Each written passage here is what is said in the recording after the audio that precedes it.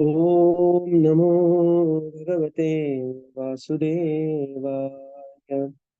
ॐ नमो भगवते वासुदेवाय।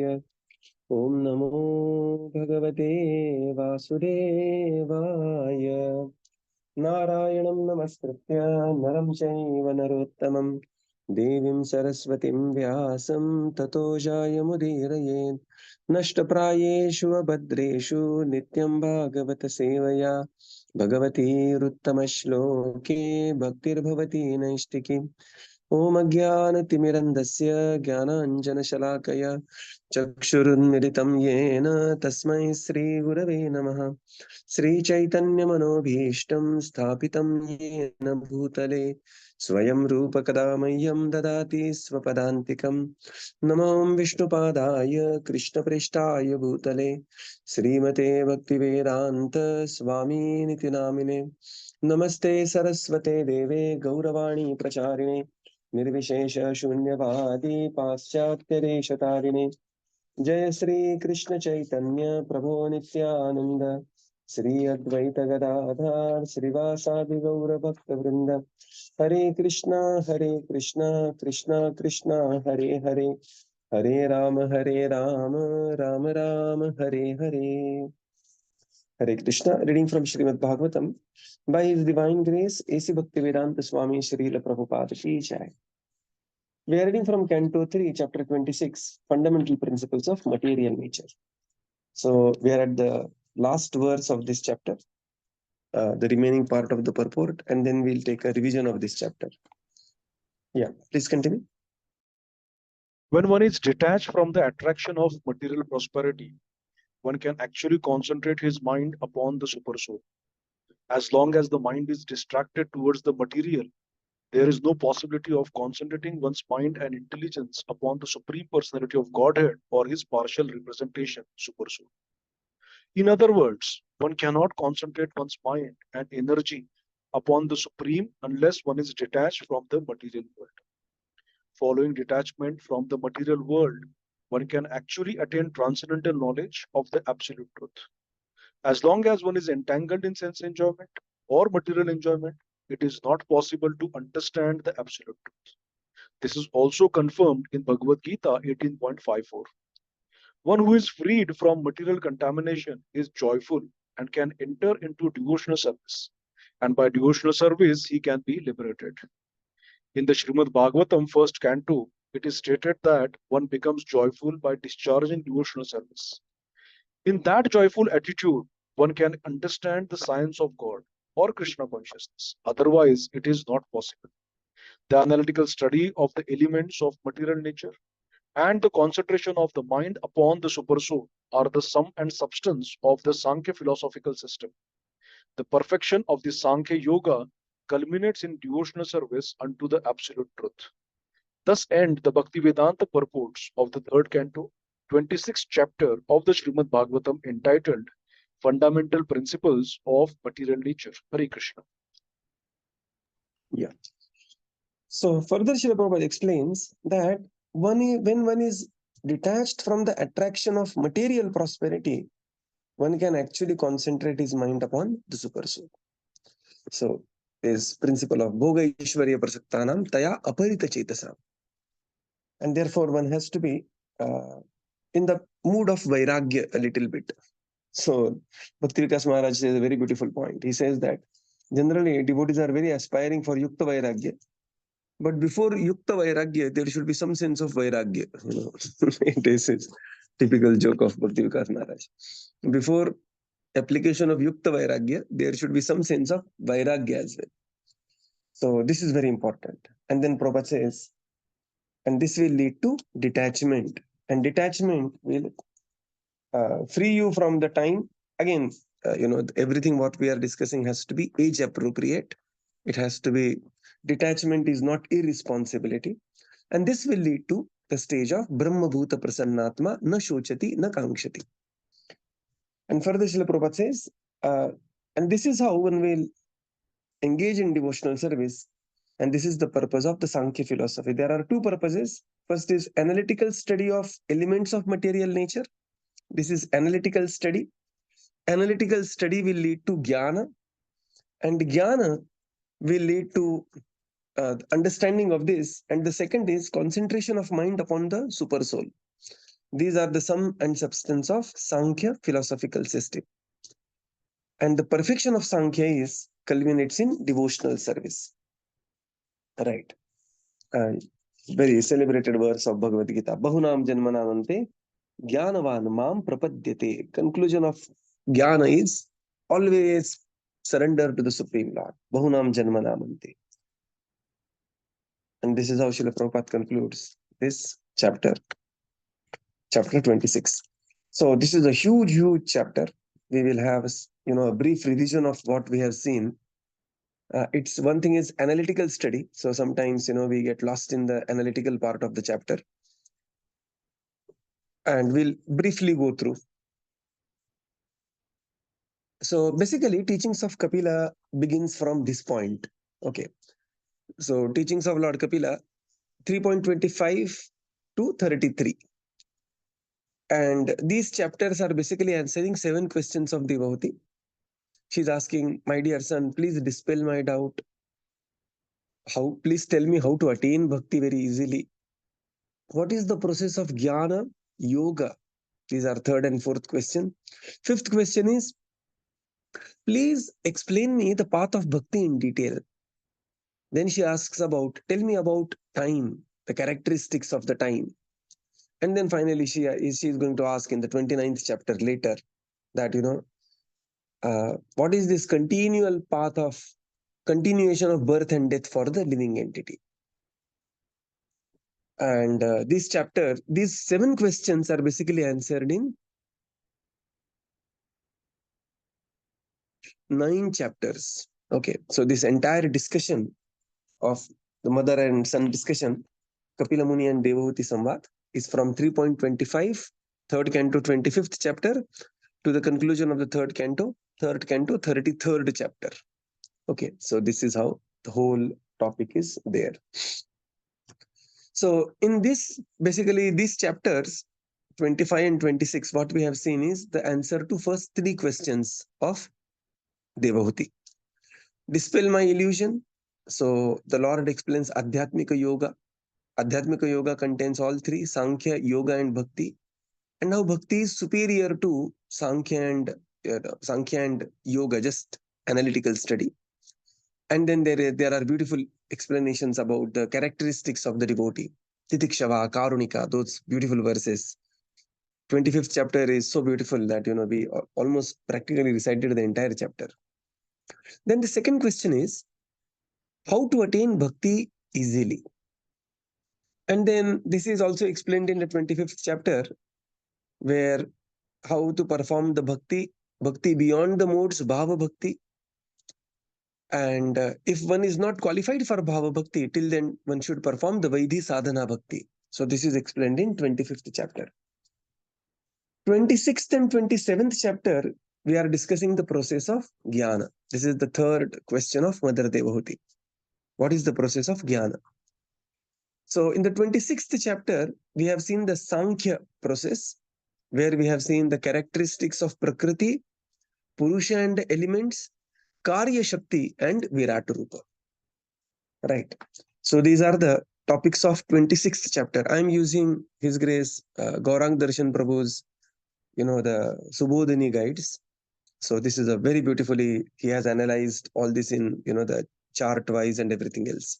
Highly recommended book if you want to really deeply study Srimad Bhagavatam. But we are covering most of it. Okay. So this is the 26th chapter describing about Sankhya. Now the 26th chapter is divided into 7 sections. And these 7 sections are, first we saw the benefits of hearing Sankhya. Then there is a Jiva Prakriti Purusha, analytical study of these. Then there are detailed answer to Devavati's questions. And then there are characteristics of the elements. Then we see what is the Karya Shakti. Then there is creation of the limbs of Virata Rupa. And then there is an attempt by Devatas to wake up the Virata Rupa. Right, last 10 verses we have seen literally like that. that Virat did not get up. That no the Uttishthada Virat. And all the demigods tried, but Virat Rupa did not get up. Okay, so these are the 7 sections of this particular chapter, and it's a big chapter, 72 verses. 72 verses. So we'll just briefly go through what this chapter is all about. Right. So in the beginning, there is a discussion of benefits of hearing, Sankhya. So these are the first 2 shloka where we are seeing benefits of hearing Sankhya.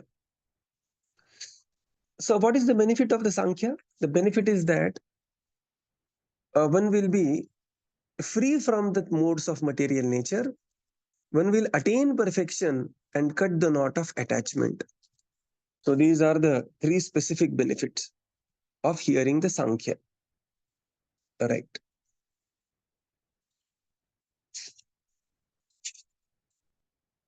Now next there is a discussion about Jiva, Ishvara and Prakriti. So this is the second section between text 3 to 8. So Jiva is living entity, Prakriti is the material nature, and Purusha here is the supreme personality of Godhead. Right. So now we are going to see what are the characteristics of the Purusha, that he has no beginning, he is the supreme soul and he is self-effulgent. And what are the interactions with the modes of material nature. And then we see that this Prakriti, how the Prakriti is cause of the Jiva's actions, and Purusha is awarding the results to the actions of the Jiva. So this is how, this is the next section about Prakriti, Purusha and Jiva.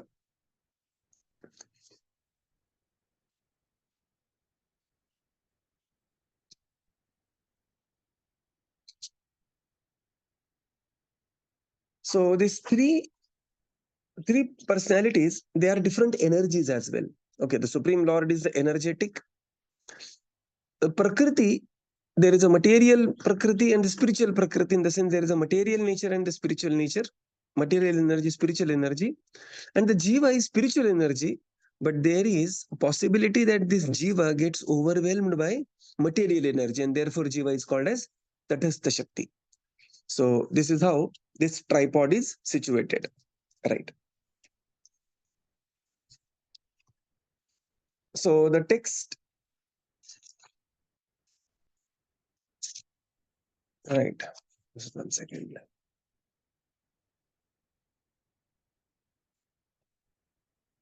Next we see that section 9 to 32 answer to Devahuti's questions. So Devahuti is asking different questions, and those answers are being, Kapila Muni is answering those questions in detail. Next section is the characteristics of the elements. Now we have seen the evolution of the elements, their devata, their connection with the tanmatra, and the particular limb getting produced, and the controlling deity, that is devata. So all this we are going to see in the all this we have seen in this section of characteristics of the elements, text 33 to 49. Then we saw what is the Karya Shakti of the Supreme Lord. So this is text 50. Okay. Karya Shakti means this is, the Supreme, the previously all the elements were unmixed. And the Lord enters along with time, work, and the 3 modes of material nature. And time will agitate the modes and activity will begin. So very important point to understand is time agitates the modes. And that's why we see that, this sandhyas are very important, the conjuncture of the time, because the time will agitate the mode. Just like when there is an approach of the night, mode of ignorance will become prominent. Time is agitating the mode. Then there is an approach of the morning, the mode of sattva will become prominent, and then very suitable for the spiritual activities.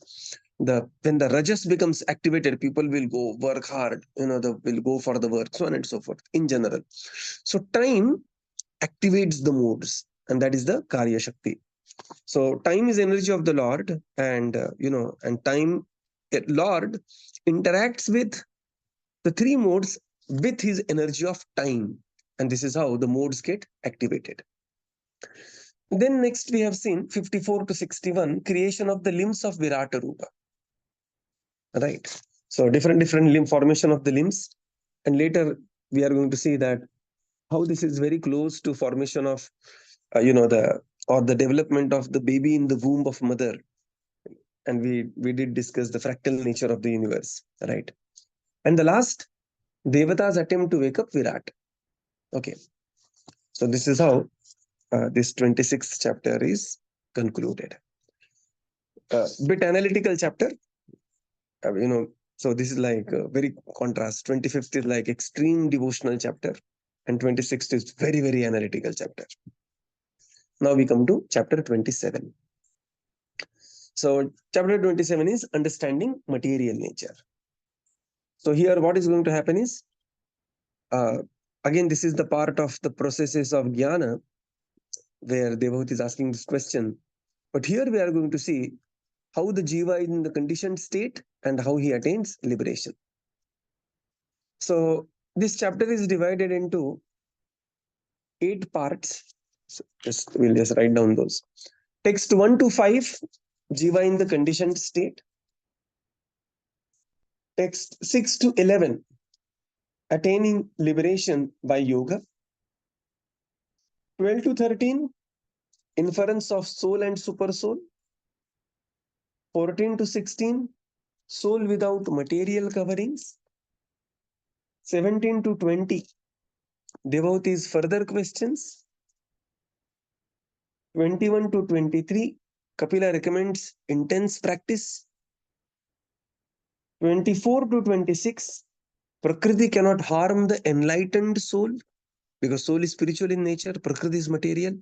Unless the soul, under misconception that he is the body, Prakriti cannot harm the soul. Right, very beautiful topic this is. Enlightened soul. This is 24 to 26. And 27 to 30, this is final liberation of yogi. So this is the 27th chapter. Right. I'll just repeat once again. 27th chapter has 8 subject points and there are 30 shlokas. First 5 shlokas, 1 to 5, we will see jiva in the conditioned state. 6 to 11, attaining liberation by yoga. 12 and 13, inference of soul and supersoul. 14 to 16, 14, 15, 16, soul without material coverings. 17 to 20, devotees' further questions. 21 to 23, Kapila Muni recommending the intense practice. 24 to 26, Prakriti cannot harm enlightened soul. And 27 to 30, final liberation of yogi. Right. So we begin with chapter 27. So is there any question, comment till this now?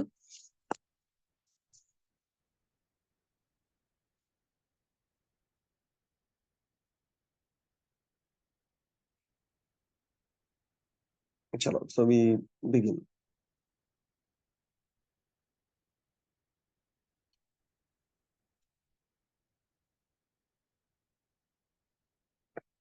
Text 1. So we are seeing the jiva in the conditioned state. First five shlokas. Sri Bhagavan Uvacha Prakristhopi Purusho Najjate Prakrutair Gunaihi Avikarat Akartutvan Nirgunatvat Jalarkavat. Translation. The personative godhead Kapila continued. When the living entity is thus unaffected by the modes of material nature, because he is unchanging and does not claim proprietorship, he remains apart from the reactions of the modes, although abiding in a material body, just as the sun remains aloof from its reflection on water. Purport. In the previous chapter, Lord Kapila Dev has concluded that simply by beginning the discharge of devotional service, one can attain detachment and transcendental knowledge for understanding the science of God. Here, the same principle is confirmed. A person who is detached from the modes of material nature remains just like the sun reflected on water. When the sun is reflected on water, the movement of the water or the coolness or unsteadiness of the water cannot affect the sun. Similarly, Vasudeve Bhagavati Bhakti Yoga Prayojita, Bhagavatam 1.2.7. When one engages fully in the activities of the devotional service, Bhakti Yoga, he becomes just like the sun reflected on water. Although a devotee appears to be in the material world, actually he is in the transcendental world. As the reflection of the sun appears to be on the water, but is many millions of miles away from the water, so one engaged in the Bhakti Yoga process is nirguna, or unaffected by the qualities of material nature. Avikara means without change. It is confirmed in Bhagavad Gita that each and every living entity is part and parcel of the Supreme Lord, and thus his eternal position is to cooperate or to dovetail his energy with the Supreme Lord. That is his unchanging position. As soon as he employs his energy and activities for the sense gratification, this change of position is called vikara. Similarly, even in this material body, when he practices devotional service under the direction of the spiritual master, he comes to the position which is without change because that is his natural duty. As stated in the Srimad Bhagavatam, liberation means reinstatement in one's original position. The original position is one of rendering service to the Lord, bhakti yogena bhaktya. When one becomes detached from material attraction and engages fully in devotional service, that is changelessness. Akatravat means not doing anything for sense gratification. When one does something at his own risk, there is a sense of proprietorship and therefore a reaction. But when one does everything for Krishna, there is no proprietorship over the activities. By changelessness and by not claiming the proprietorship of activities, one can immediately situate himself in the transcendental position in which one is not touched by the modes of material nature, just as the reflection of the sun is unaffected by the water. So now this is the beginning of chapter 27. The Lord says, Prakriti sthopi purusho najyate prakriteir gunair avikarat akartutvat. Okay. So just like when the living entity is thus unaffected by the modes of material nature because he is unchanging and does not claim the proprietorship. Okay, this is very important word, does not claim the proprietorship. You can see a small, tin tapri also, tin ka shop, and they will write there propra. You know, there is no space also to write proprietor, but people will write propra. Proprietor. This shop belongs to pan shop or some whom to it belongs to. So whenever we remember that propra, proprietorship. So here Lord says unchanging and does not claim proprietorship. He remains apart from the reactions of the modes, although abiding in the material body. So he's inside the material body, he's continuing his activity, but because he's not claiming the proprietorship and placed in a rightful situation, what the rightful situation is, that Srila Prabhupada is going to explain in the purport, he remains, although he's in the material body, he still is Jivan Mukta. Any example? Yes, sir. There is example. Just as sun remains aloof from its reflection on water. Sometimes the child may say, Papa, the sun has fallen in the ocean. No. Sun is situated in the sun where it is. Only one is seeing the reflection in the water. Similarly, the soul is situated in the consciousness in the spiritual world, but in the reflection is there in the body, and that's how the body is activated and body is active. Currently, the soul is inside the body only, but his consciousness is fixed. Savai mana Krishna padaravindayor. Right.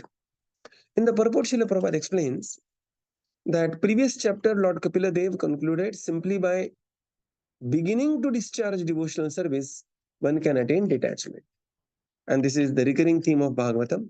Vasudeve Bhagavati Bhakti Yoga Prayojitaha Janayati Ashu, very quickly, Vairagyam Jnanam Jayat Ahaitukam.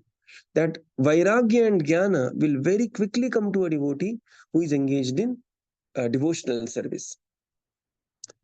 Now further it is explained, a person who is detached from the modes of material nature remains just like sun reflected on water. Right. Prabhupada says when the sun is reflected on the water, it appears that the movement of water, the sun is also wavery. Sometimes the example Bhagavatam gives, the moon is reflecting on the water. Right. But the sun is not reflected, the sun is changeless. Sun is where? Sun is situated in the own glory. Similarly, a devotee, although he is in the material body and appears that, sometimes even devotee becomes old, devotee becomes sick. There are the bodily invalidations for a devotee as well. Recently, we have this glorious departure of His Holiness Gopal Krishna Goswami Maharaj. We can see the condition of His Holiness Jayapataka Swami Maharaj. So sometimes, we may think, no, but this is like, their consciousness is purely placed in Krishna. And, so here, that's why it is being, Prabhupada is writing here. A person who is detached from the modes of material nature remains like the sun reflected on water. When the sun is reflected on water, the movements of the water or the coolness or the unsteadiness of the water cannot affect the sun. And similarly, the consciousness of these great personalities always remain very fixed in spite of what is happening to the material body. Right. And further, Srila Prabhupada explains, similarly, although a devotee appears to be in the material world, actually he is in the transcendental world. How? By his consciousness. As the reflection of the sun appears on the water, but is many millions miles away from the water, so one engaged in devotional process, Bhakti Yoga process, is a nirguna or unaffected by the qualities of the material nature. So devotee is nirguna because he is unaffected by the qualities of the material world, material nature. Such an advanced, pure devotee. Okay, the examples what we have seen. Jayapataka Maharaj once he said, before stroke, somebody asked him that, Maharaj, how your life changed before stroke and after stroke. And Maharaj, the way, the condition he is in, every alternate third day he's in ICU for last, 15 odd years. And he has done outstanding preaching. I mean, there is no parallel in the history of Vaishnavism or, I would say humanity, what kind of activities he has done. And somebody asked him this question that, Maharaj, what is the difference between life before stroke and after stroke? And Maharaj in that condition, okay, his speech also has to be transliterated by somebody else. Maharaj said, before stroke, I had a privacy at least in the toilet. After stroke, even that is gone away. I mean, the kind of weight, it's simply mind-blowing. Okay, so these are personalities are called as Jivan Muktaha or Nirguna. The material nature is not acting on them, right? Just like the sun, the reflection of the sun, and this is beautifully explained here. The next point is Avikarat and Akartutvat. Okay, these are very important words. Avikara means contamination. But the living entity in the pure state is uncontaminated. Prabhupada says here, the eternal position of the living entity is to cooperate with the Supreme Lord. But when the living entity is enamored by Maya and wants to enjoy himself instead of cooperation, then what happens? Then that is called as Vikara. Right.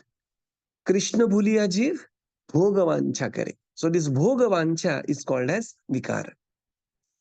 And then what happens? Nikatastha Maya Tara, Jhapatiya Dhare. And immediately one is captured by Maya, which is standing next to Krishna. And therefore, the mukti actually means to be engaged in one's eternal constitutional position. That's how Bhagavatam defines mukti. Muktir hitvanyatha rupam swarupena vivasthiti. And what is the swarupa? Jivera swarupa hai Nitya Krishna Das, Krishnera Nitya Das. So as soon as the living entity is engaged in Krishna Seva or devotional service to the Supreme Lord, he is situated in Swarupa. He becomes avikara, and this is the changeless position of the living entity. Just like there is a changeless position of the sun in the sky. Then there is akartutvat. Now, akartutvat is also very important to understand. Sometimes people say, oh, what is your kartutva? What have you done? And kartutva is highly glorified in the material world and rightfully so, right? One has to be a resourceful personality. One has to be contributing to the society, contributing everywhere in one's life. And one's life has to be a contributing life. But one should not claim the results of the contribution. This is called as akartutvat. And Prabhupada writes very beautifully. Akartutvat means not doing anything for sense gratification. When one does something at his own risk, there is a sense of proprietorship and therefore a reaction, right? But one can do infinitely greater things on the instructions of the Supreme Lord and still will be free from the moods of material natures and the actions and reactions. And what is the example? Example is Arjuna. Arjuna was reluctant to fight. He was thinking that how can I fight my dear Lord? So many people will be killed. This will happen, that will happen. Entire 6-7 reasons Arjuna is giving in the first chapter. Why? Because Arjuna wanted to fight at his own risk. And thus, he was afraid of the reactions. Later, he heard Bhagavad Gita from the Lord. He became enlightened.